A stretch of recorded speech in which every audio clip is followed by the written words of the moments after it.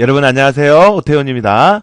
자, 이제 세 번째 기출문제를 풀어볼 시간입니다. 자, 문제 풀기에 앞서서 여러분들 문제를 푸시다 보면 본 강의 시간에 다루지 않았던 그런 내용들도 있을 수가 있죠. 자, 그러한 내용들은 문제를 푸시면서 하나씩 정리를 하시면 되겠어요. 아셨죠? 자, 그러면 이번 시간도 힘차게 시작해 보도록 하겠습니다. 자, 그러면 첫 번째 문제입니다. 전자계산기 일반에 관한 문제죠. 자, 여기서 보니까 CPU를 경유하지 않고 고속의 입출력 장치와 그 다음에 기억 장치가 직접 데이터를 주고받는 방식. 자, 직접 데이터를 주고받는다 이거예요. 자, 그래서 보면 우리 강의 시간에 이러한 내용을 다룬 적이 있어요. 자, 주기억 장치가 있고 그 다음에 주변 장치가 있어요. 그러면 이 주변 장치에서 어떤 내용을 이용을 하려면 이 주기억 장치의 내용을 가져와야 되는데 이러한 모든 것을 기본적으로는 CPU를 경유를 해야 돼요. 그래서 주변 장치가 주기억 장치의 내용이 필요하다. 그러면 CPU한테 요청을 합니다. 그러면 이제 CPU가 제어를 해서 주기억 장치에 있는 내용을 이제 주변 장치가 이용하게 되는 그런 형태로 수행이 됐는데, 그런데 이 주변 장치가 이 주기억 장치를 계속 매번 이용을 해야 하는 경우 매번 CPU를 경유하게 되면 번거롭잖아요. 그죠? 자, 그래서 아예 CPU를 거치지 않고 주변 장치에서 직접 메모리에 접근하도록 하는 방식이 있어요. 그래서 직접 메모리에 직접 접근한다. 메모리에 직접 접근한다. 자, 이렇게 해서 이걸 알아두시면 되죠. 자, 그래서 뭐예요? 다이렉트, 직접 메모리에 접근한다. 그래서 DMA 방식이라는 게 있었죠. 그래서 DMA 방식은 CPU를 거치지 않고 주변 장치와 주기억 장치 사이에서 직접 데이터 전송이 이루어지도록 하는 그런 방식을 DMA라고 합니다. 알겠죠? 자, 그래서 여기서 답은 1번이 되겠고요. 자, 그 다음에 2번은 순차 처리만 가능한 장치는 그랬는데, 우리 기억 장치 종류들을 보면 순차 처리라고 하는 것은 앞에서부터 하나씩 이렇게 쭉 찾아가는 거고요. 자, 그 다음에 직접 접근이라는 게 있죠. 직접 접근은 내가 원하는 곳 한 번에 다이렉트로 한 번에 찾아가는 그런 방식을 얘기를 하는데, 이 순차 처리만 가능하도록 하는 거 장치가 뭐냐? 그래서 보니까 뭐 자기 코어도 있고 그 다음에 드럼 장치도 있고 디스크 장치도 있고 테이프 장치가 있는데, 순차 처리만 앞에서부터 자료를 하나씩 찾아가도록 하는 순차 처리만 가능한 것은 테이프 장치. 그래서 여러분들 뭐 노래 테이프라든지 또는 영화 테이프라든지 이런 거 어때요? 내가 원하는 곳으로 가려고 하더라도 앞에서부터 순서대로 가야 되잖아요. 그죠? 그래서 그거 앞에서부터 순서대로 찾아가는 거, 이거를 순차 처리라고 하는데, 순차 처리만 가능한 것은 테이프 장치입니다. 알겠죠? 자, 그래서 여기서 답은 4번이 되겠고, 이 테이프 장치가 나와서 그러는데 이 테이프 장치의 구조죠, 요거는. 그래서 실제 자료가 기억이 되는 부분이 바로 이 논리 레코드라고 하는 부분. 그죠? 자, 그래서 논리 레코드가 모여서 물리 레코드가 된다 그랬죠. 물리 레코드를 다른 말로 하면 블럭이라고도 하고요. 블럭. 그 다음에 하나의 물리 레코드 안에 들어있는 이 논리 레코드의 수를 블럭과 인수, 이렇게 얘기했죠. 블럭과 인수. 그래서 지금 여기 같은 경우는 블럭과 인수가 3이 되는 거죠. 왜? 한 블럭 안에 논리 레코드가 3개가 있으니까요. 알겠죠? 자, 그 다음에 이 IBG라고 하는 것은 인터 블럭 캡이라 그래서 블럭과 블럭 사이에 있는 캡, 요걸 얘기를 한다 그랬고요. 아셨죠? 그래서 이렇게 자기 테이프 장치는 자료가 순서대로 기억이 되어 있고 하기 때문에 앞에서부터 순서대로 이렇게 쭉 찾아가는 순차 처리만 가능하더라 이거죠. 되셨죠?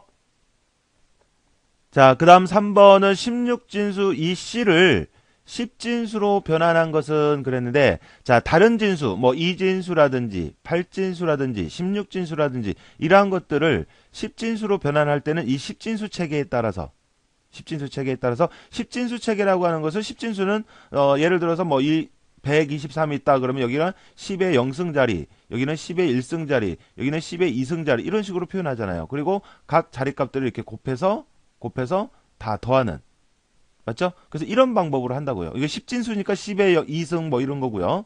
자, 그래서 2진수, 8진수, 16진수 이러한 것들을 이제 10진수로 바꿀 때는 이러한 방법을 이용을 하는데, 자, 여기서는 이 C라고 하는 16진수예요. 자, 그러면 여기는 16진수기 때문에 16의 0승 자리고요. 그 다음에 여기는 16의 1승 자리죠. 그죠? 자, 그래서 이 자리값을 곱하는데 C는 몇 시의 숫자로 얘기하자면 16진수에서는 0부터 9까지는 숫자로 그대로 쓰고 10부터는 이렇게 알파벳을 쓴다 그랬잖아요. 알파벳으로. 그죠? 알파벳으로. 자, 그래서 이게 A가 10, 그다음에 요거 11, 요게 12 이런 식으로 간단 말이죠. 알겠죠? 자, 그래서 C는 숫자로 얘기하면 10이니까 계산할 때는 숫자로 해야죠. 이렇게. 자, 그다음에 2. 그래 가지고 더하는 거죠.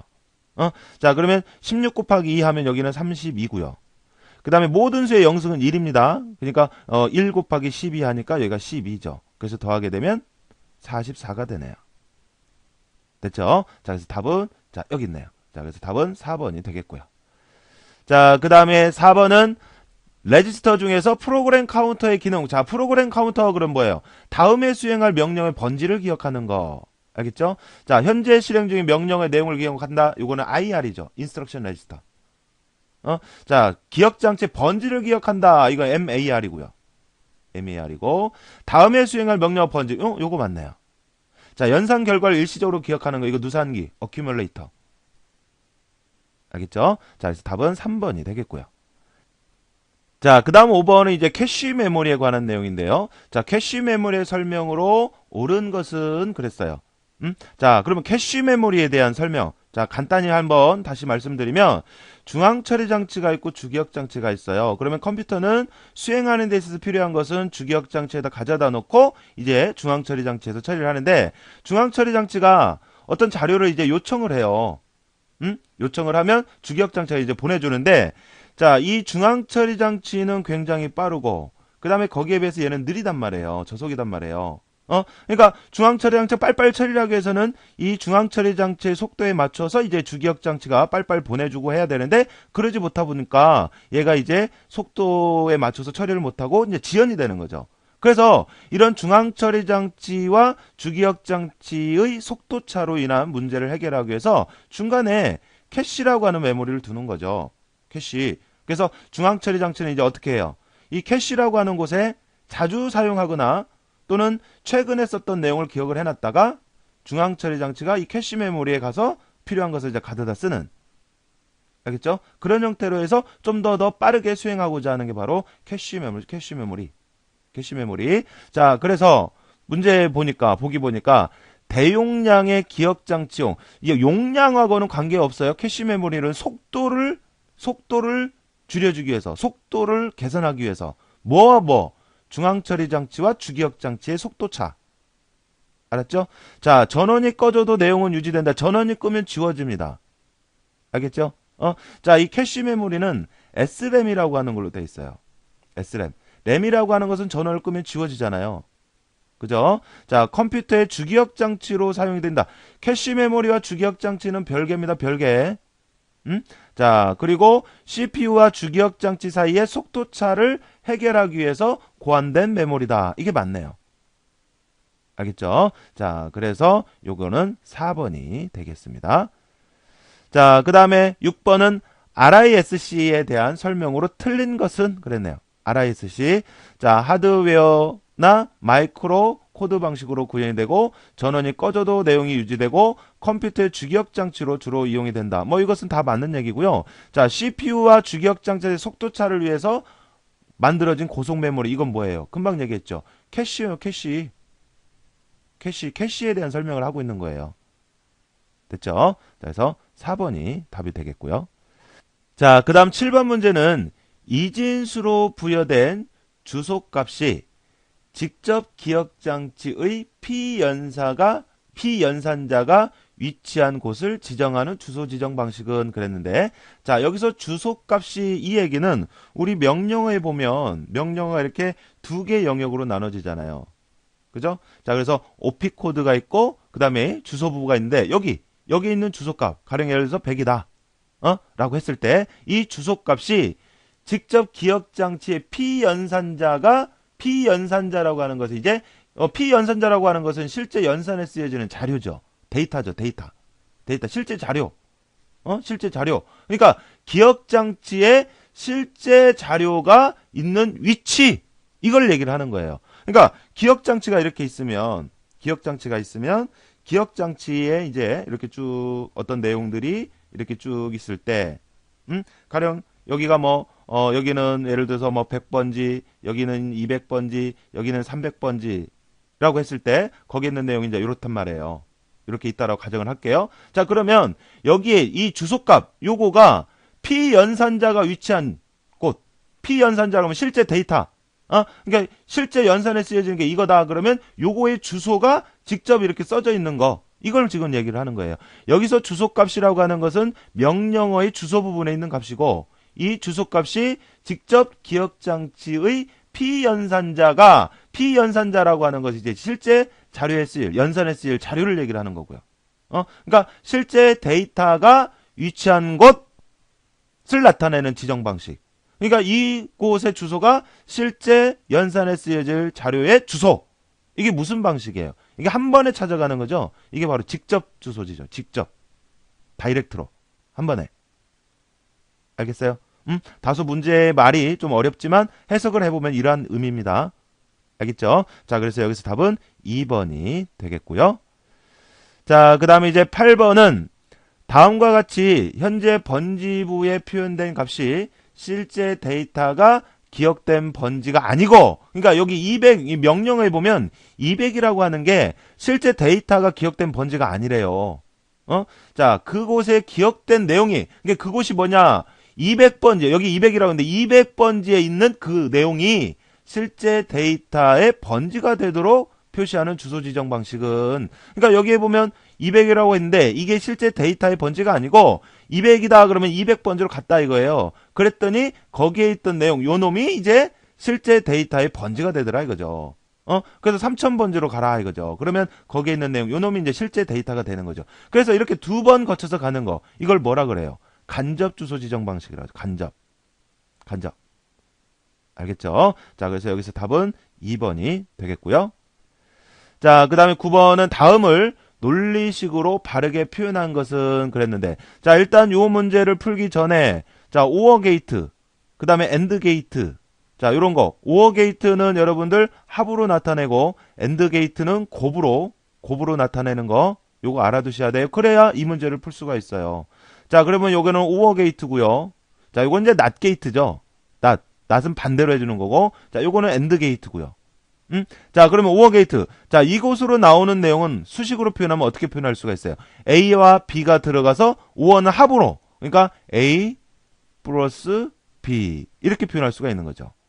그죠? 자, 그 다음에 C가 들어갔는데 낫 게이트. 그러면 C의 반대. 이거는 C의 바. 이렇게 붙여주면 되겠고요. 그래서 A 플러스 B 한 값하고 C의 C의 바 한 값하고 엔드 했으니까 곱으로. 그러니까 요거와 요거를 곱으로 표현해 주는 거죠. 그래서 이렇게 표현하는 거죠. A 플러스 B 한 거 요거 하고 그 다음에 C의 반 값하고 곱으로 나타내라 이거죠. 이렇게 됐어요? 자, 그러니까 오어 게이트는 합으로, 엔드 게이트는 곱으로 나타낸다라는 거 요거 알아두셔야겠죠. 자, 그러면 어떤 거예요? 2번인가요? 자, 그래서 답은 2번이 되겠고요. 자, 그 다음에 10번은 주기억장치에서 기억장치의 지정은 무엇에 따라 행해지는가? 자, 기억장치의 지정은 뭐에 따라 행해지냐? 자, 여러분들 우리 명령어도 그러잖아요. 명령어도 보면, 자, 여기에 따라서 우리가 메모리로 찾아가고 하잖아요. 그죠? 그래서 뭐에 따라서, 여기 뭐예요? 주소잖아요, 주소. 그죠? 자, 그래서 주소에 따라서 행해지더라. 자, 어드레스가 되겠습니다. 자, 그 다음 11번 문제인데요. 11번은 특정 값을 여러 자리인 이진수로 변환하거나 특정 장치로부터 보내온 신호를 여러 개의 이진 신호로 바꾼다, 변환한다. 자, 그래서 어떤 신호를 변환하고 하는 역할을 하는 건 인코더가 그 역할을 해요. 그거를 이제 해독해 주는 게 바로 디코더고요. 디코더를 다른 말로 하면 해독기라고도 하거든요. 해독기. 알겠죠? 그래서 어떤 신호를 전송을 하고자 한다든지 어디로 보내고자 한다든지 할 때 변환을 해주는 그런 역할을 하는 게 바로 인코더입니다. 인코더. 알겠죠? 그리고 여러분들 인코더의 입출력 관계, 그래서 인코더는 이에 n승계가 입력이 되면 n개가 출력이 된다라는 거. 그래서 이에 n승계를 n개로 압축하고 변환을 해서 보내면 이걸 이제 디코더가 어떻게 해줘요? 이걸 해독해서 n개를 이에 n승계로 만들어주는 거죠. 알겠어요? 자, 그래서 여기서 답은 1번이 되겠고요. 자, 디코더 같은 경우는 금방 얘기했지만 n개의 신호가 들어오면 이에 n승계로 만들어주는 겁니다. 알겠어요? 자, 그리고 이제 멀티플렉서라고 하는 것은 이에 n승계를 하나의 신호로 합쳐서 보내주는 거고, 디멀티플렉서는 또 요거의 반대고요. 알겠죠? 자, 이렇게 해서 정리를 좀 해주시고. 자, 그 다음에 12번 문제는 PC 내 레지스터 중 연산 결과에 따라 자리 올림이나 그 다음에 오버플로어가 발생했는지 이러한 여부와 그 다음에 외부로부터의 인터럽트 신호까지 나타내는 거, 이런 것을 역할을 하는 레지스터는 바로 뭐냐면 상태 레지스터예요. 상태 레지스터. 알겠어요? 그러니까 CPU의 현재 상태를 나타내고 하는 거죠. 그러면서 그 중간중간에 어떤 연산 결과에 따라 올라오는 자리 올림이라든지 또는 오버플로우라고 하는 것은 표현 범위를 넘어서는 걸 얘기를 해요. 그러니까 표현할 수 없는 그런 현상이 발생이 되는지. 자, 예를 들어서 10진수에서도 두 자리다. 10진수 두 자리. 그럼 10진수 두 자리 가지고 표현할 수 있는 게 99잖아요. 그죠? 근데 계산한 결과가 99보다 컸다. 그러면 이 두 자리로는 표현이 안 되는 거잖아요. 그렇듯이 어떤 자릿수에 따라서 표현할 수 있는 범위가 있는데 그 표현 범위를 넘어서는 걸 오버플로우라 하거든요. 그래서 연산 결과에 따라서 자리 올림이나 또는 오버플로 또는 부호, 양수인지 음수인지 이런 것까지를 나타내고 인터럽트 신호의 발생 여부가 있는지 이런 것까지를 확인하고 체크하고 하는 게 바로 상태 레지스터라고 하는 거예요. 알겠죠? 자, 그래서 여기서 답은 1번이 되겠고요. 자, 그 다음에 13번 16진수 4CD를 8진수로 변환하면 그랬는데 16진수를 8진수로 바로 바꿀 수가 없죠. 2진수를 거쳐야죠. 그죠? 자, 그래서 먼저 16진수를 2진수로 바꾸고 그 2진수로 바꿔진 것을 8진수로 이제 바꿔주면 되죠. 그죠? 자, 그러면 16진수와 2진수의 관계는 16진수 한 자리는 2진수 4자리로 표현이 되죠. 그래서 자, 16진수 4, C, D가 있다. 그러면 요 하나하나를 어떻게 하면 돼요? 이거 하나하나를 2진수 4자리로 표현해 주면 돼요. 알겠어요? 자, 그러면 D라고 하는 것은 숫자로 얘기하면 얼마예요? D는 숫자로 얘기하면 13이에요. 13. 자, 그러면 13이 되려면 1, 2, 4, 8에서 뭐뭐뭐 더해주면 돼요. 8하고 그 다음에 4하고 그 다음에 1을 더해주면 되죠. 이 자리 여기는 0이 오면 되죠. 이게 13이에요. 맞죠? 자, 그 다음에 C는 숫자로 얘기하자면 12에요. 12. 그러면 12가 되려면 자, 4자리로 1, 2, 4, 8 했으니까 8자리하고 4자리가 1이면 되고 나머지는 0이면 되고요. 이렇게. 그 다음에 4, 1, 2, 4, 8 해서 4자리 여기가 1이면 되고 나머지는 0이면 되죠. 이렇게. 됐나요? 자, 이렇게 하신 다음에 그 다음에 이제 뭘 하면 돼요? 이거를 2진수하고 8진수 관계는 3자리잖아요. 3자리. 그러니까 2진수 3자리씩 끊는 거죠. 2진수 3자리씩. 이렇게. 하나, 둘, 셋. 이렇게 끊는 거죠. 이렇게. 하나, 둘, 셋. 이렇게.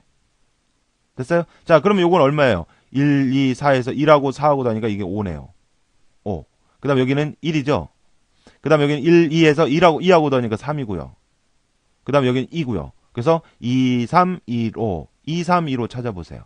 자, 여기 있네요. 어째 됐어요? 역으로 하는 것도 이렇게 하시면 되는 거예요. 자, 역으로 하실 때는 이제 8진수 하나하나를 2진수 3자리로 바꾼 다음에 그 2진수로 바꿔진 것을 이제 4자리씩 끊어서 16진수로 바꿔주시면 되는 거고. 알았죠? 자, 여기서 답은 1번이 되겠고요. 자, 그 다음에 이제 14번은 중앙처리 장치와 입출력 장치의 속도차를 해결하기 위해서 필요한 것이 뭐냐라고 되어 있는데, 자, 여러분들 중앙처리 장치와 입출력 장치의 속도차 뭐가 필요해요?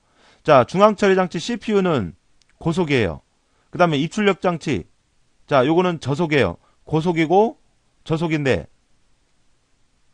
CPU가 입출력 장치 속도를 감안하지 않고 막 보내버리고 하면 얘가 출력하고 하는 자료를 잃어버릴 수가 있잖아요. 그래서 중간에 뭐 있어요? 중간에 어떤 하나의 매체를 두고 CPU가 어떤 처리된 내용이나 이런 것을 여기에 보내면 이 입출력 장치는 여기 있는 내용을 가져 있는 처리를 하면 되죠.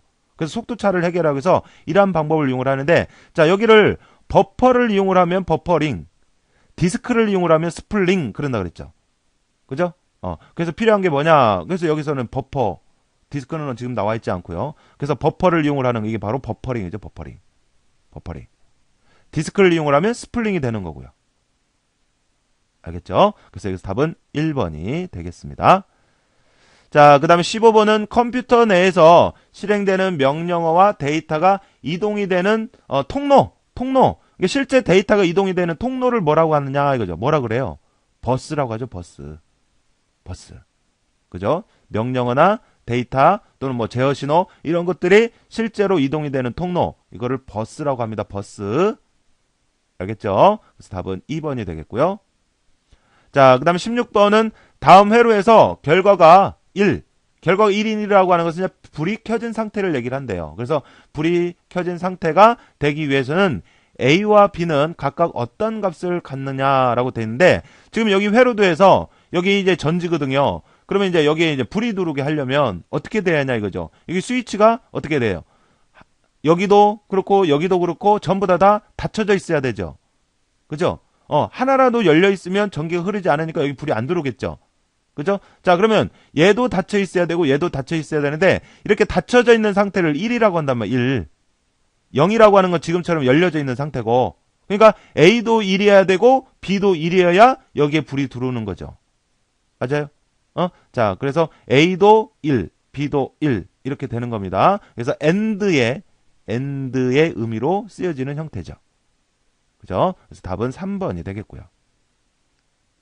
자, 그 다음 17번은 마이너스 14를 부호화된 2의 보수로 표현하면 그랬는데, 자, 여러분들 부호화된 1의 보수, 부호화, 절대치도 있고, 절대치, 그 다음에 부호화 1의 보수를 이렇게도 써요. 그 다음에 부호화 2의 보수, 이렇게 표현하는 방법이 있는데, 이게 다 고정소수점 표현이죠. 고정소수점. 표현. 자, 그래서 고정소수점수로 표현할 때는 부호를 생각을 해야 한다 그랬어요. 부호. 자, 그래서 가장 몇 비트로 돼 있든지 간에 가장 좌측 비트가 부호예요. 부호. 자, 그래서 부호가 0일 때 1일 때가 있다면 0인 경우는 양수를, 1인 경우는 음수를 나타낸다라고 했죠. 알겠죠? 자, 그래서 문제는 마이너스 14를 부와 2의 보수로 표현하라고 했어요. 그러면 부와 2의 보수로 바로 표현할 수는 없고, 부와 절대치로 먼저 표현한 다음에 그 다음에 1의 보수, 2의 보수. 1의 보수는 부와 절대치에서 0은 1로 1은 0으로 해주면 되는 거고요. 그 다음에 1의 보수에서 2의 보수로 갈 때는 여기다 플러스 1의 보수에다 플러스 1을 해주면 2의 보수가 되는 거고요. 알겠죠? 자, 그러면 먼저 부와 절대치로 마이너스 14를 표현하면 이렇게 되는 거죠.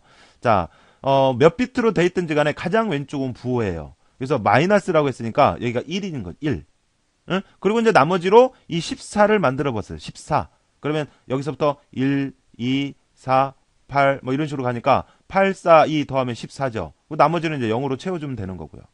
그래서 이게 바로 부와 절대치로 마이너스 14예요. 자, 요거를 이제 1의 보수로 바꿔주는데 0은 1로 1은 0으로 단 부와 절대치나 부와 1의 보수, 2의 보수 이런 데에서는 부호는 숫자가 아니에요. 그렇기 때문에 부호는 그대로. 부호는 바꾸지 말고 나머지만 0은 1로 이렇게 1은 0으로. 알겠어요? 그러면 이제 이게 부와 1의 보수가 되는 거죠. 자, 여기에 플러스 1을 하는 거예요. 플러스 1. 그러면 자, 여기에다 플러스 1을 하면 이렇게 플러스 1을 하면 1하고 더하면 0이 되고 하나 올라가죠. 그래서 1하고 0하고 오면 1이 되고 나머지는 그대로 내려오면 되는 거고요. 자, 그래서 마이너스 14의 부와 2의 보수는 이렇게 되는 겁니다. 알겠죠? 자, 그래서 이와 같은 값을 찾으시면 되죠. 그래서 답은 3번이 되겠습니다. 자, 그 다음에 18번은 불대수의 정리로 옳지 않은 것은 그랬는데, 자, 여기 문제는 좀 잘못된 문제가 되어 있어요. 그래서 여러분들 여기를 고치세요. 여기 B가 아니라 A고요. 그 다음에 여기도 A 이렇게 해서 바꾸세요. 자, 그렇게 놓고 문제를 푸시는 겁니다. 자, 그래서 요거는 드모르강의 법칙이죠. 그래서 요건 맞아요. 맞고 그 다음에 여기를 A로 바꾸시라고요. 자, 그러면 A 바와 A와 하면 어때요? 그러면 0 맞나요? 자, A가 만약에 여기가 1이라면 여기는 0일 테고, 여기가 0이었다면 1일 테고, 반대니까. 그러면 이거는 AND니까 언제나 0이 나오죠. 그래서 맞네요. 맞고. 자, 그 다음에 여기 A라고 보시라고요. 그러면 A 플러스 A, B. 이렇게 되는데, 요거가 왜 A가 되느냐? 요걸 이제 우리가 일명 흡수 법칙이라고 하는데요. 자, 양변을 보면 A로, 여기도 A, 여기도 A, A로 공통이잖아요. 그래서 요거를 A로 묶어요. 그러면 1 플러스 B 이렇게 되죠. 맞죠? 자, 그러면 요건 뭐예요? 요건 1이잖아요, 1. 그죠? 그래서 A가 되는 거예요.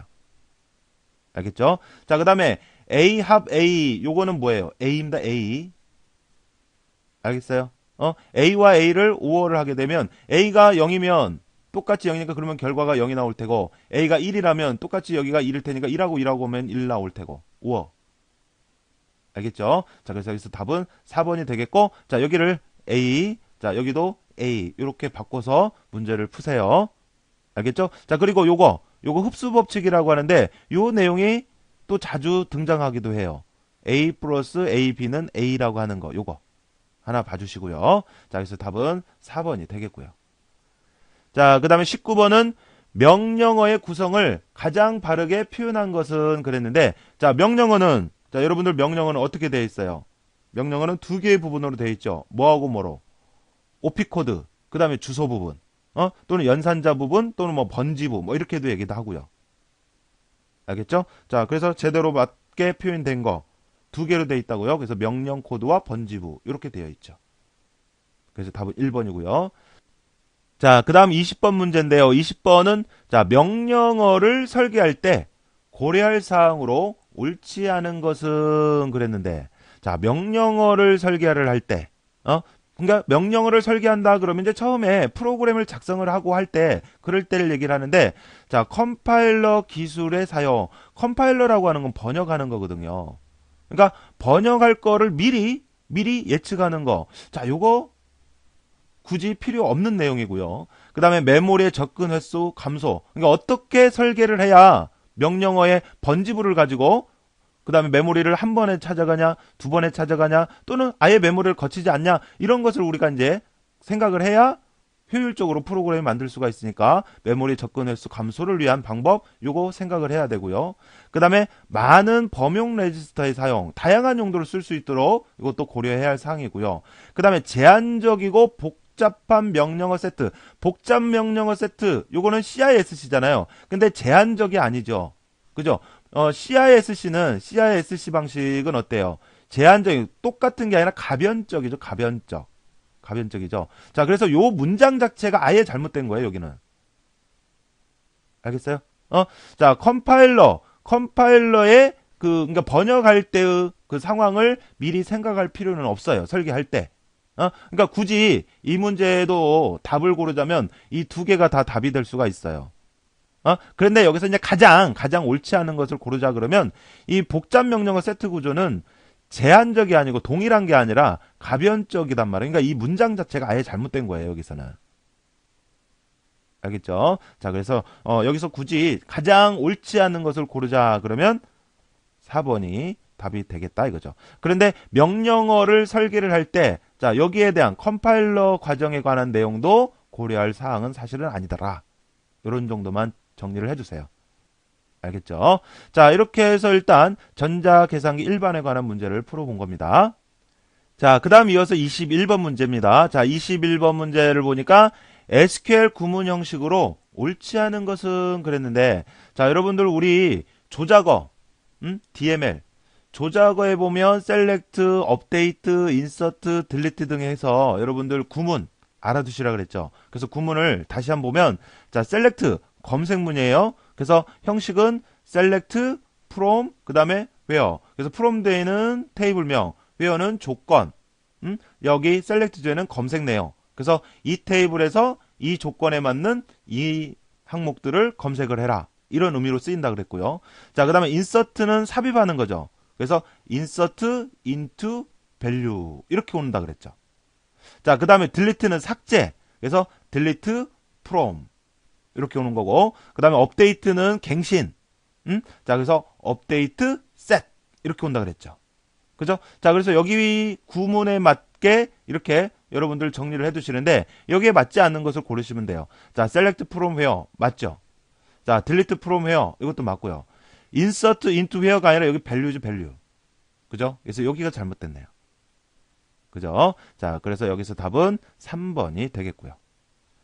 자, 그 다음에 22번은 DBMS의 필수 기능에 해당하지 않는 것은, 자, 필수 기능 세 가지가 있죠. 뭐 있어요? 정의 기능, 조작 기능, 제어 기능. 그래서 언어도 정의어, 조작어, 제어 이렇게 있는 거고요. 독립 기능 이런 건 없습니다. 자, 그래서 답은 3번이고요. 자, 그 다음에 23번 문제인데요. 23번은 테이블을 삭제하기 위한 SQL 명령은 그랬는데, 자, 테이블을 삭제를 하거나, 테이블 자체를 지운다는 얘기죠. 그 다음에 뭐 뷰를 삭제를 한다거나, 그 다음에 뭐 예를 들어서 스키마를 지운다든지 뭐 이럴 때 쓰는 명령어 뭐예요? 드랍이죠, 드랍. 알겠어요? 딜리트라고 하는 것은 테이블이 있으면 테이블 중에서 조건에 맞는 하나의 데이터, 조건에 맞는 데이터들을 삭제를 하는 거고, 이렇게 테이블 자체를 지울 때는 드랍이 드랍. 알겠어요? 자, 그래서 답은 1번이 되겠고요.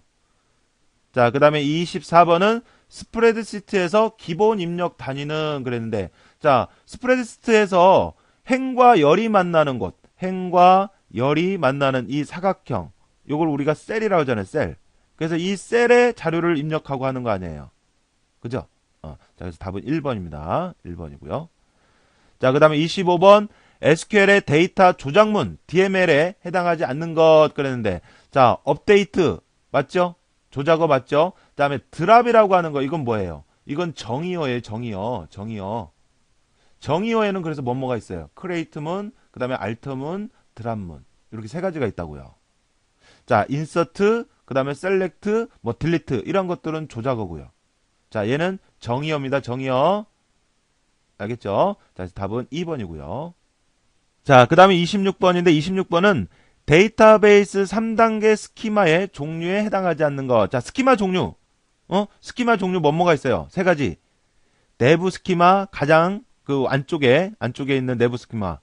그 다음에 그거를 전체적으로 해서 우리가 알아볼 수 있도록 표현하고 하는 개념 스키마. 그 다음에 그 중에 우리가 선택한 하나. 이게 바로 외부 스키마죠. 그죠? 자, 그래서 처리 스키마 이런 건 없어요. 그래서 스키마 종류는 내부 스키마, 개념 스키마, 외부 스키마 이렇게 세 종류가 있는 겁니다. 알겠죠? 자, 그래서 답은 2번이 되겠고요.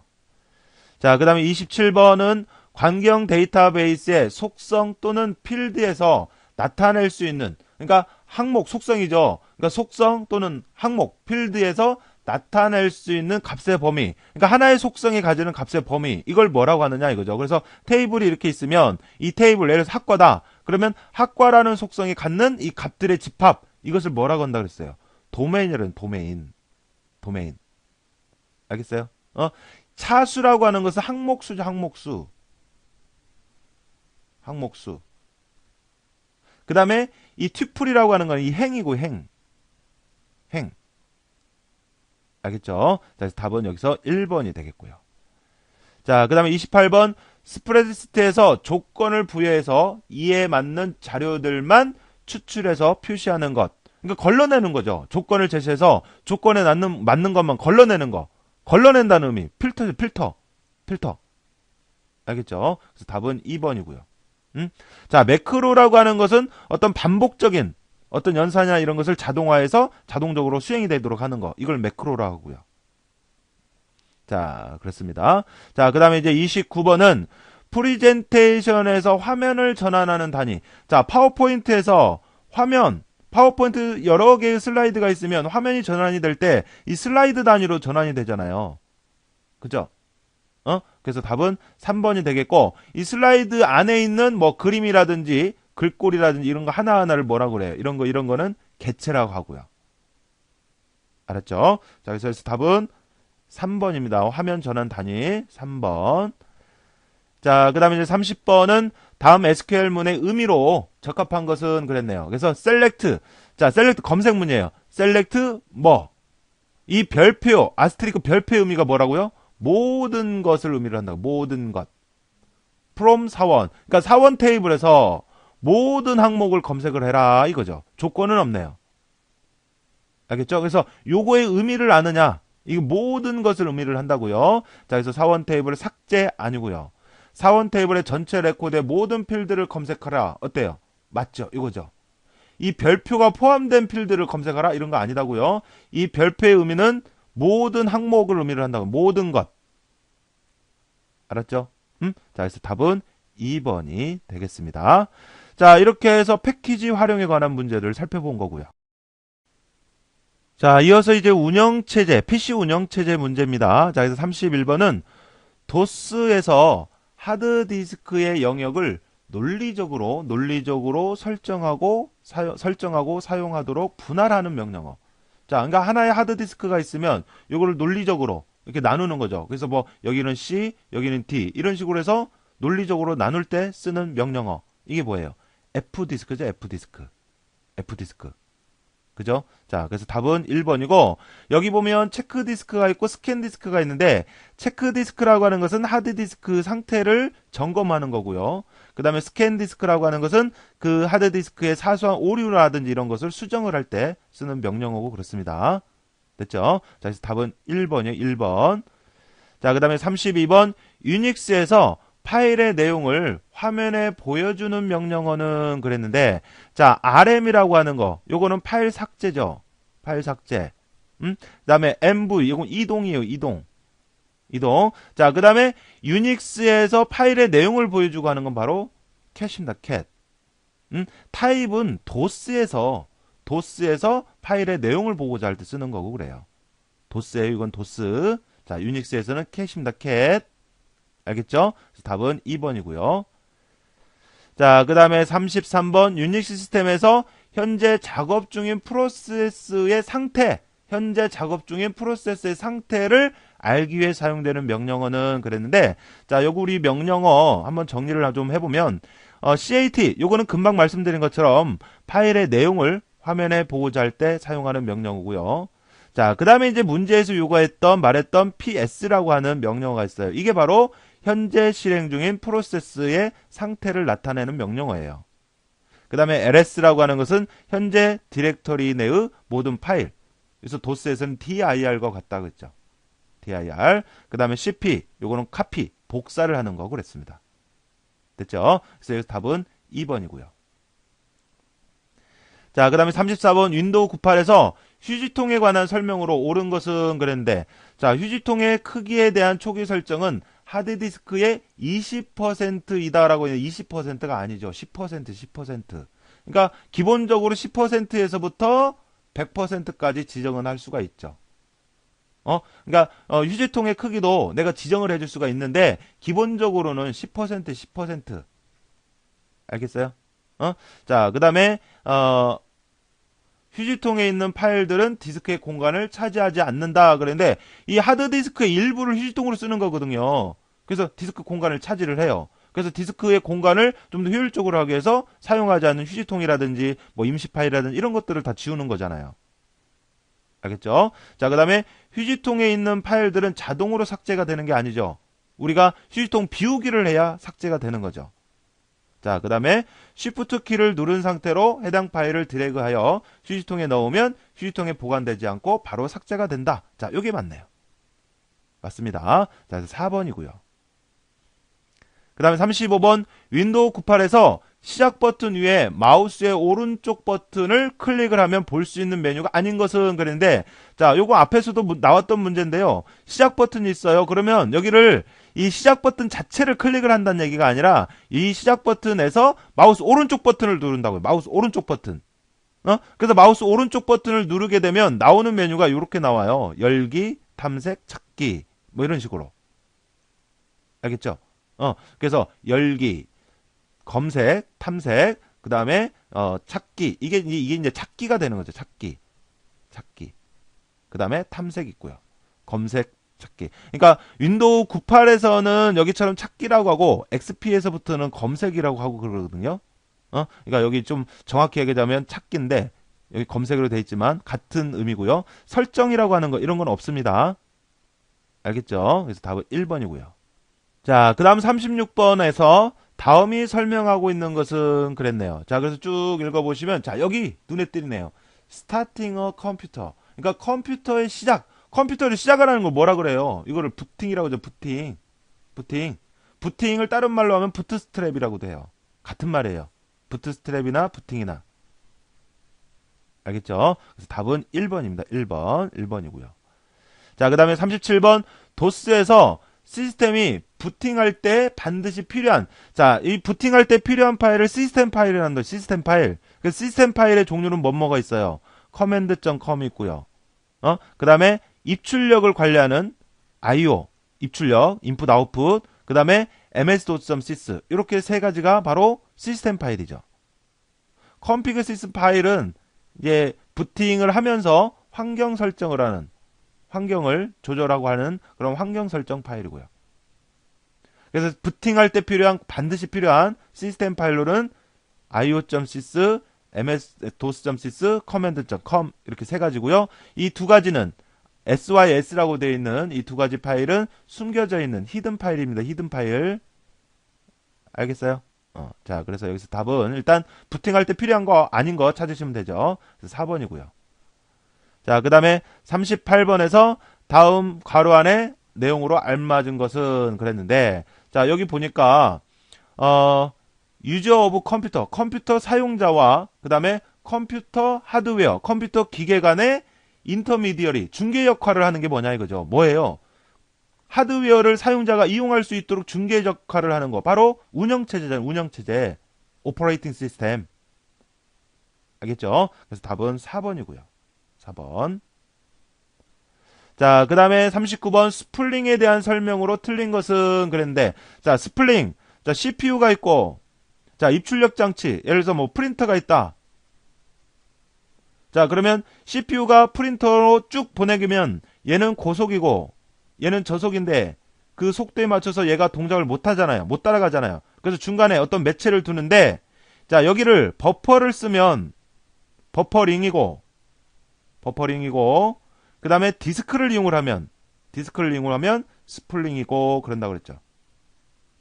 알겠어요? 그래서 CPU는 이 매체에다가 보내고 이제 다른 일을 하면 되는 거고, 프린터는 여기에 있던 것을 가져다가 프린터를 하고 하면 된다 그랬죠. 자, 그래서 스플링에 대한 설명으로 틀린 것은 그랬는데, 자, 프로세서와 입출력 장치와의 속도 차를 해결해서 시스템 효율을 높이기 위한 방법 맞죠? 자, 그 다음에 여러 개의 작업에 대해서 CPU 작업과 입출력 작업으로 분할을 해서, 스플링은 여러 개 작업을 할 수가 있어요, 동시에. 근데 이 버퍼링은 한 번에 하나씩 하는 거고요. 자, 그래서 스플링에 대한 거 여러 개 맞습니다. 자, 그 다음에 출력 시 출력할 데이터를 만날 때마다 주기억 장치라고 하는 버퍼를 말하는데, 이 스플링은 디스크를 쓴다고. 디스크 이렇게 주기억 장치를 이용을 하고 하면 이건 버퍼링에 대한 설명이라고. 버퍼링. 알겠습니까? 자, 그 다음에 프로그램 실행과 속도가 느린 입출력 장치를 이원화해서 문제를 해결하기 위한 방법 맞고요. 그래서 여기서는 주기억장치, 이거 버퍼를 얘기를 하는데, 주기억장치에 있는 버퍼를 얘기를 하는데, 버퍼를 이용을 하는 건 버퍼링이라고. 버퍼링. 그래서 3번은 버퍼링에 대한 설명이에요. 스플링이 아니라. 그래서 답은 3번이 되겠고요. 자, 그 다음 40번은 시스템의 성능을 극대화하기 위한 운영체제의 목적. 자, 처리 능력 증대 맞죠? 사용 가능도 증대 맞고요. 신뢰성 향상. 자, 응답 시간은 내가 어떤 지시를 해서 그에 대한 결과가 올 때까지 시간인데, 그게 지연이 돼야 돼요? 아니죠. 응답 시간은 단축시켜 줘야죠. 그죠? 그래서 잘못된 것은 4번이 되겠네요. 자, 그 다음 41번. 유닉스 시스템에서 명령 해석기. 자, 우리가 내려준 명령을 해석하고 하는 거. 명령 해석기 뭐예요? 쉘이죠, 쉘. 맞죠? 자, 커널이라고 하는 것은 기억 장치라든지 주변 장치라든지 이런 것을 관리하고 하는 가장 핵심적인 부분을 커널이라고 하고요. 자, 그래서 답은 1번이고요. 자, 그 다음에 42번은 시스템 프로그램을 디스크로부터 주기억 장치로 읽어내어 컴퓨터를 이용할 수 있는 상태로 만들어주는 것을 뭐라 그래요? 부팅이라죠, 부팅. 그죠? 이건 뭐 간단한 문제고요. 그래서 1번이고요. 자, 그 다음에 43번 윈도우 98의 바로가기 아이콘에 대한 특징으로 옳은 것은 그랬네요. 바로가기 아이콘, 단축 아이콘이라고도 하죠. 자, 그래서 바로가기 아이콘은 자주 사용하는 문서나 프로그램을 빠르게 실행시키기 위한 아이콘으로 실제 실행 파일과 연결되지 않는다 그랬는데, 그러니까 우리가 컴퓨터에서 어떤 것을 실행을 하려면 이 실행 파일이라든지 이런 것이 있는 곳으로 가야 한단 말이에요. 그런데 바탕화면에서 이 실행 파일이 있는 곳으로 매번 찾아가기가 번거로우니까 이 실행 파일에 대한 단축 아이콘을 바탕화면이나 또는 내가 주로 작업하는 곳에다 만들어 두는 거잖아요. 그죠? 자, 그래서 얘를 실행하게 되면 자동적으로 내가 원하는 프로그램이 실행이 되도록 하는 건데, 이 단축 아이콘이라고 하는 것은 이 실행 파일을 가져와서 실행 파일을 연결해 놓은 거란 말이에요. 연결되지 않은 것이 아니고. 그래서 이게 잘못된 거고요. 자, 그 다음에 바로가기 아이콘은 단축 아이콘이라고도 하고, 실제 실행 파일과 연결되지 않는다. 틀렸다고요. 연결된다고요. 자, 바로가기 아이콘은 바로가기 아이콘의 확장자는 LNK, 링크. 그 다음에 컴퓨터에 여러 개 존재해도 상관없다. 여러 개 있어도 상관없어요. 맞네요, 이거. 그 다음에 바로가기 아이콘을 삭제하면 원본 파일도 삭제되므로 항상 주의한다. 자, 그래서 이 단축 아이콘을 지웠어요. 그러면 이 실행 파일을 연결만 한 거기 때문에 얘한테는 영향을 안 줘요. 알겠죠? 그래서 여기서 옳은 것은 3번이 정답이 되겠고요. 자, 그 다음 44번은 윈도우 98에서 작업 표시줄의 속성에 대한 설명으로 틀린 것은 그랬네요. 자, 작업 표시줄이라고 하는 것은 여러분들 우리 바탕화면에 보면 가장 하단에 있는 이 부분이 작업 표시줄이죠. 그죠? 자, 그래서 틀린 것은 그랬네요. 자, 작업 표시줄 자동 숨기기를 설정하면 화면에 필요할 때만 나타난다. 이게 자동 숨기기 기능이 있어요. 그래서 자동 숨기기 기능을 설정해 주게 되면 마우스가 일반 바탕화면에 있을 때는 얘가 숨겨져요. 감춰져요. 그리고 마우스를 작업 표시줄 있는 부분을 갖다 놨을 때 얘가 보여주고 하는 그런 기능을 자동 숨기기 기능이라고 하고요. 그 다음에 현재 실행 중인 프로그램은 작업 표시줄에 여기에 현재 실행 중인 프로그램들이 이렇게 쭉 나오죠. 그래서 요거를 선택을 해서 누르면 클릭을 하면 바로바로 그 선택된 작업으로 이동이 될 수가 있는 거고, 그 다음에 작업 표시줄 여백에 마우스 포인트를 위치시키고 마우스 왼쪽 버튼을 눌러서, 자, 왼쪽 버튼이 아니라 오른쪽이죠. 오른쪽 버튼을 눌러야 이 메뉴가 나오는 거죠. 알겠죠? 그래서 요게 잘못됐네요. 잘못됐고, 작업 표시줄 잠그면 이걸 잠금을 해줄 수가 있거든요. 그러면 임의로 설정할 수가 없는 거고 그랬습니다. 그래서 여기서는 왼쪽이 아니라 빈 곳에다 놓고 마우스 오른쪽 버튼을 눌러요. 오른쪽 버튼.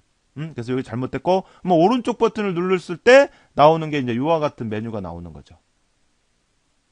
알겠죠? 자, 그래서 3번이고요.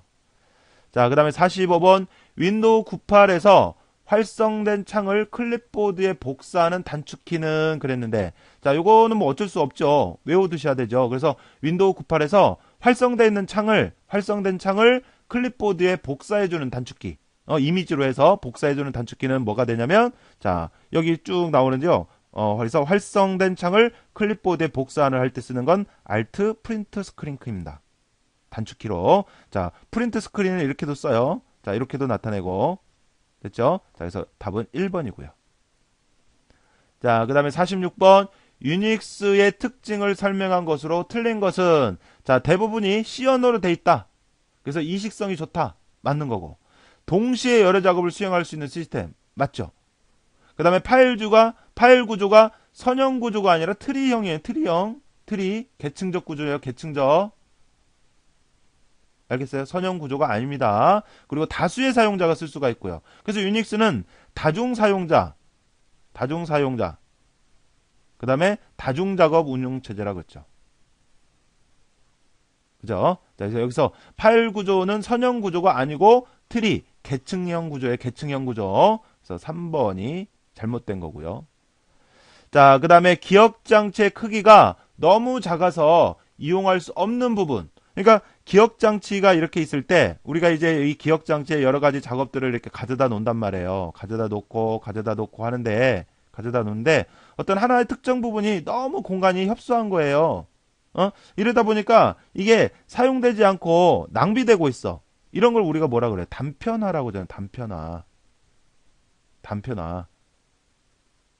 알겠어요? 프래그멘테이션. 자, 컴팩션이라고 하는 거, 이건 압축이에요. 압축. 압축을 의미라고 그래요. 요거는 이제 이 개비지라고 하는 건 쓰레기지만 쓰레기라고 하는 건 낭비되는 이런 공간을 이제 모으는 거고요. 모으는 거.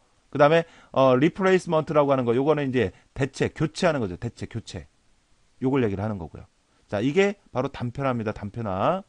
단편화. 그래서 단편화의 의미를 알아두시면 되겠죠. 그래서 답은 2번이 되겠습니다. 자, 그 다음에 48번 도스에서 사용자가 파일을 잘못해서 정보를 삭제를 했다. 이걸 복원할 때 쓰는 명령어.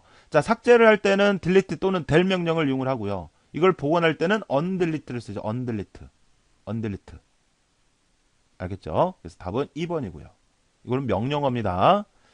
자, 그 다음에 49번 윈도우 98에서 파일이나 폴더를 이동하거나 복사할 때 또는 창의 크기를 조절할 때 사용하는 마우스 조작 방법은, 자, 여러분들 예를 들어서 뭐 하나의 폴더가 있어요.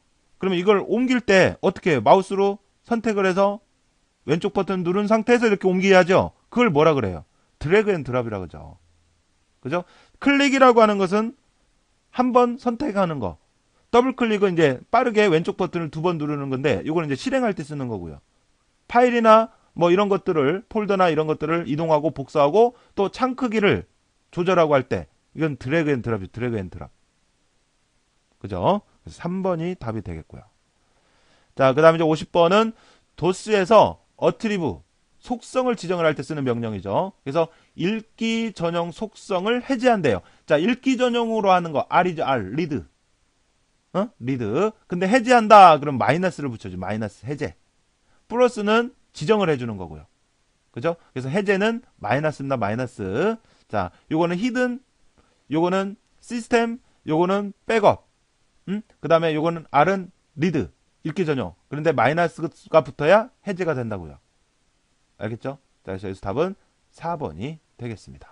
자, 이어서 51번 문제입니다. 자, 51번 문제는 위성통신의 다원 접속 방법이 아닌 것은 그랬는데, 뭐 위성통신뿐만 아니라 이동통신. 자, 여러분 이동통신에서 다원 접속하는 그 접속 방법, 분할 방법이 세 가지가 있었죠. 뭐가 있었냐면 주파수 분할 형태가 있고, 그 다음에 시 분할 형태가 있고, 그 다음에 코드 분할, CDMA 방식. 생각나시죠? 그래서 종류는 이렇게 세 가지가 있죠. 주파수 분할 방식, 시 분할 방식, 그 다음에 코드 분할 방식. 이렇게 세 가지. 그래서 아닌 것은 그랬으니까 신호 분할 다원 접속이라고 하는 거. 자, 요거는 없습니다. 그래서 답은 4번이 되겠고요. 자, 그 다음 52번은 통신 속도가 50보호일 때 최단 부호 펄스의 시간은 그랬는데, 자, 여기서 보호라고 하는 거, 이 보호라고 하는 건 뭐예요? 초당 신호 변화 횟수를 나타내는 거죠. 신호 변화 횟수. 그러니까 1초에 몇 번의 신호 변화가 있었는지를 나타내는 게 보호죠, 보호. 그러면 50보호라고 하는 것은 어떤 의미가 있냐면, 자, 50보호라고 하는 것은 초당 50번의 신호 변화가 생겼다. 이런 얘기예요. 알겠어요? 1초에 50번의 신호 변화가 있었다. 그랬을 때 최단 부호 펄스, 이 말은 무슨 얘기냐? 그러면 하나의 신호를 변화시키는데 얼마만큼의 시간이 걸리느냐? 이 얘기예요. 알겠어요? 그러니까 자, 1초에 50번의 신호 변화가 있었는데 한 신호가 그러면 한 신호를 변화시키는데 몇 초가 걸리느냐? 이거를 알고 싶으면 그러면 그 1을 50으로 나눠주면 되죠. 그죠? 자, 그래서 2를 50으로 나눠주면 0.02 이렇게 되는 겁니다. 그래서 0.02 세컨드 이렇게 되는 거죠. 그래서 답은 2번이 되는 거죠. 그러니까 이 말은 하나의 신호를 변화시키는데 이만큼의 시간이 걸린다 이거예요. 그래서 이런 것들이 50개 모여서 이제 1초 동안 50번의 신호 변화가 이루어졌다. 이런 얘기는 거죠. 됐죠? 자, 그 다음 53번은 정보통신 시스템을 구성하는 기본 요소가 아닌 것은 그랬는데, 자, 정보통신 시스템을 구성하는 기본 요소는 이렇게 보면, 자, 크게 전송계와 처리계로 나눠진다 그랬잖아요. 그죠? 그래서 전송계는 단말장치, 신호변환장치, 통신회선, 통신제어장치가 있고, 처리계로는 컴퓨터가 있는 거죠. 자, 그래서 거기에 맞지 않는 거를 고르시면 되는데, 자, 멀티 시스템계라고 하는 거, 이런 건 없습니다. 알겠죠? 여기서 통신 제어 장치와 전송 회선, 이거는 이제 전송계에 해당이 되는 거고, 호스트 컴퓨터, 이건 이제 처리계에 해당이 되는 거고요. 됐죠? 그래서 여기서 답은 4번이 되겠고요. 자, 이어서 54번은 비동기 변복조기. 변복조기라고 하는 것은 모뎀을 얘기를 해요. 모뎀. 알겠죠? 그래서 모뎀에서 주로 사용되는 변조 방식은 뭐냐라고 했을 때, 자, 모뎀에서 사용하는 변조 방식은요. 자, 우리가 디지털 데이터를 아날로그 신호로 변조하는 방법 중에서 주파수 편의 변조 방식 있죠. 이 주파수 편의 변조 방식을 이 비동기 변복조기에서 주로 사용하는 방식이 되겠습니다. 주파수 편의 변조 이 방식을 이용을 해요. 알겠어요? 자, 디지털 데이터를 아날로그 신호로 변조하는 방법에는 진폭 편의 변조, 주파수 편의 변조, 위상 편의 변조, 진폭 위상 편의 변조 이런 것들이 있는데 그 중에서 이 변복조기 모뎀에서 사용하는 것은 주파수 편의 변조 방식을 이용을 하더라 이거죠. 아셨죠? 이렇게 해서 정리해 주시고 자, 그래서 답은 2번이 되겠고요. 자, 그 다음에 55번은 하나의 정보를 여러 개의 반송파로 분할을 하고 그 다음에 분할된 반송파 사이의 간격을 최소화하기 위해 직교 다중화해서 전송하는 통신 방식. 자, 이거를 이제 우리가 뭐라고 하냐면 이 문제를 통해서 알아두시면 되겠어요. OFDM이라고 해서 직교 주파수 분할 방식이라고 하는 게 있어요. 직교 주파수 분할. 그래서 이 직교 주파수 분할이라는 것은 문제에서처럼 이게 의미예요. 하나의 정보를 여러 개의 반송파로 분할을 하고, 그러니까 주파수 분할이니까 이렇게 하나의 회선이 있으면 이 회선을 이렇게 주파수를 나눈다 그랬잖아요. 이렇게 주파수를 영역을 그랬을 때 이 분할된 반송파 사이의 간격. 자, 그러니까 이 주파수와 이 주파수 사이 이게 보호밴드라고 했잖아요. 이 사이 이 간격을 최소화하기 위해서 사용되는 방식을 OFDM 직교 주파수 분할 방식이라고 해요. 알겠죠? 이 문제를 통해서 하나 정리를 해주세요. 자, 그래서 OFDM에 대한 설명입니다. 그래서 답은 2번이 되겠고요. 자, 그 다음에 아날로그 신호를 디지털 신호로 전송하기 위해서 필수적인 처리 과정이 아닌 것은 자, PCM 변조 기술 있죠? PCM. 자, PCM 변조 기술이 바로 아날로그 신호를 디지털 신호로 바꾸는 그런 변조 기술인데 진행 과정이 어떻게 돼요? 자, 먼저 표본화, 그 다음에 양자화, 자, 그리고 부호화. 여기까지가 이제 송신 측이고요. 그 다음에 복호화, 그 다음에 이제 여파화까지. 이렇게. 그래서 이 과정이 아닌 것을 고르시면 되죠. 그죠? 정보화라고 하는 거, 이 과정은 없습니다. 그래서 답은 2번이 되겠고요. 자, 그 다음에 57번은 정보통신에서 1초에 전송되는 비트. 자, 초당 전송되는 비트 수를 나타내는 단위가 뭐예요? BPS죠, BPS. 비트 퍼 세컨드. 1초에 몇 비트가 전송이 되었는지를 나타내는 게 BPS입니다. BPS. 1초에 초당 신호 변화 횟수를 나타내는 건 뭐라고요? 보호고요. 알겠죠? 자, 그런데 1초 동안에 몇 비트가 전송이 되었는지를 나타내는 거. 이거는 BPS입니다. BPS. 아셨죠? 자, 그래서 답이 1번이 되겠고요. 자, 그 다음에 58번은 다음 중 변조 방식을 분류한 것에 속하지 않는 것은 그랬네요. 자, 그래서 진폭 편의 변조, 주파수 편의 변조, 위상 편의 변조. 자, 이러한 것들은 바로 어떻게 변조하는 거예요? 디지털 데이터를 아날로그로 변조하는 그런 변조 기술들이잖아요. 그죠? 멀티 포인트 변조라고 하는 거, 이런 건 없습니다. 알겠죠? 자, 그래서 여기서 참고로 한번 더 보자면, 자, 이렇게, 우리가 디지털 데이터를 아날로그로 변조하는 그런 방식에는 진폭 편의 변조, 주파수 편의 변조, 위상 편의 변조, 진폭 위상 편의 변조, 이렇게 네 가지가 있죠.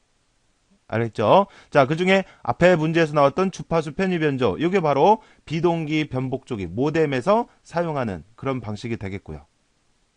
알겠죠? 자, 멀티 포인트 변조라고 하는 이 기술은 없어요. 그래서 답이 4번이고요. 자, 그 다음에 59번에 이동통신의 전파 특성 중 이동체가 송신 측으로 빠르게 다가오거나 멀어짐에 따라서 수신 신호의 주파수 천위가 발생하는 현상은 그랬는데, 자, 요거를 우리가 이제 뭐라고 하냐면요. 도플러 현상이라고 하는 용어가 있어요. 자, 요거는 관측자로부터 멀어지는 파동은 파장이 길어지고, 즉, 음이 작아지고, 관측자로부터 가까워지는 파동은 파장이 짧아지는, 즉 음이 커지는 현상, 이것을 얘기를 하더라 이거죠. 자, 그러니까 예를 들어서 관측자가 있는데 여기서부터 거리가 멀어지면 멀어질수록 음이 작아지고, 반대로 거리가 짧으면 짧을수록 음이 커지는 이러한 현상이 있는데 이거를 도플러 현상이라고 그래요. 도플러 현상. 알겠죠? 자, 쉽게 얘기해서 우리도 어떤 사람한테 얘기할 때 가까운 사람은 잘 들리지만 멀리 있는 사람은 잘 안 들리고 그러잖아요. 그게 왜 그래요? 이렇게 전달이 되면서 멀리 있는 사람은 신호가 약해져서 음이 작아져서 그렇단 말이에요. 가까운 사람은 그 반대겠고요. 그런 현상을 이제 도플러 현상이라고도 하는데, 자, 이동통신의 전파 특성 중 이동체가 송신 측으로 빠르게 다가오거나 멀어짐에 따라서, 자, 이동체라고 하는 것은 이제 여기 이게 송신 측, 이게 이제 관측자가 되는 거고, 이동체라고 하는 것은 여기서부터 이제 이렇게 왔다 갔다 할 수 있는 거, 이런 걸 얘기를 하는 거죠. 그래서 빠르게 다가오거나 멀어짐에 따라서 수신 신호의 주파수가 변경이 되는 그러한 현상을 뭐라고 하느냐? 도플러 현상이라고 하더라 이거죠. 도플러 현상. 알겠죠? 자, 이 문제를 통해서 요 용어도 함께 또 정리를 해주시고요. 자, 그래서 여기서 답은 4번이 되겠습니다. 자, 그 다음에 TDM이 뭐예요? TDM이 시분할 분할 방식이죠. 시분할. 자, 그래서 시분할 방식인데 요거와 관련된 설명으로 옳은 것은 그랬는데요. 자, 주로 아날로그 병렬 전송에 이용이 된다. 자, 요것은 주파수 분할입니다. 주파수. 그 다음에 각 채널별 대역 필터가 필요하다. 자, 요것도 역시 주파수. 보호 대역도 역시 필요하고요. 자, 주파수 대역을 나누어 여러 채널로 사용한다. 이것도 역시 주파수입니다. 주파수. 그러니까 1, 2, 3번은 주파수 분할 방식이고요. 그 다음에 요거 각 채널당 고정된 프레임, 시간 프레임을 구성을 해서 전송을 하는 거. 요게 바로 시분할 방식이 되겠어요. 알겠죠? 자, 그래서 답이 4번이 되겠습니다. 자, 이렇게 해서 3회 기출문제들을 쭉 풀어봤는데요.